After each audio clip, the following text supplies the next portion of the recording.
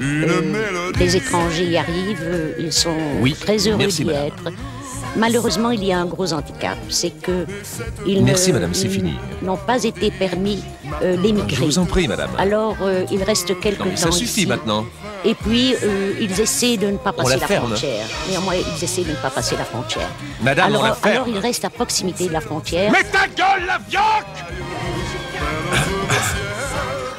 À l'épisode précédent, nous avons quitté Dominique fortement enrhumé. Pourtant, rien n'a changé. La tempête couve chez Blaise et Dominique. Qu'est-ce qui se passe? Oh, c'est rien, je t'ai laissé tomber une tasse. Tu avais vu le chat? Il a pris une de ses douches. Pour les enfants? Patrice étudie dans sa chambre. Quant à Cécile, Dieu sait où elle est encore. Dominique est particulièrement nerveuse, mais essaie de n'en rien laisser paraître. Elle rentrera peut-être encore plus tard aujourd'hui. Pourtant, certains gestes sont révélateurs. Quand elle en aura assez, elle se calmera. Dominique frôle la crise d'épilepsie. Blaise tente de la mater grâce à une habile prise de judo. Soudain, Cécile, venant de la buanderie, fait irruption dans la pièce. Bonsoir, maman. Bonsoir. Tu vois? C'est bien ça, ma fille, de rentrer plus tôt. Oh, tu sais, on n'est pas mal ici non plus. Dit-elle en prenant sa capsule de cyanure. Réussira-t-elle son suicide? Une mélodie, une mélodie, le jour où nous nous sommes rencontrés, et cette mélodie marquera toute notre vie.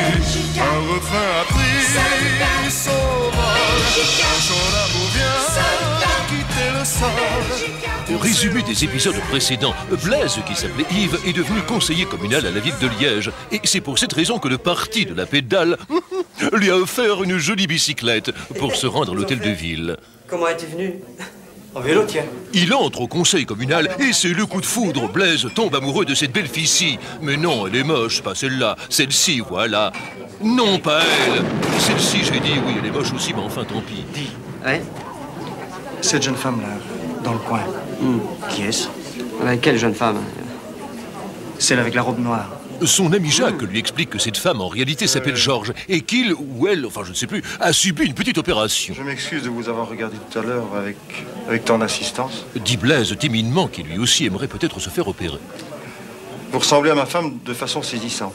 Prétextant ce prétexte, Blaise, décomplexé, invite Georges à danser un frotti-frotta endiablé dans la boîte homosexuelle voisine, où il retrouve, comme par hasard, tous ses camarades du parti. Une mélodie.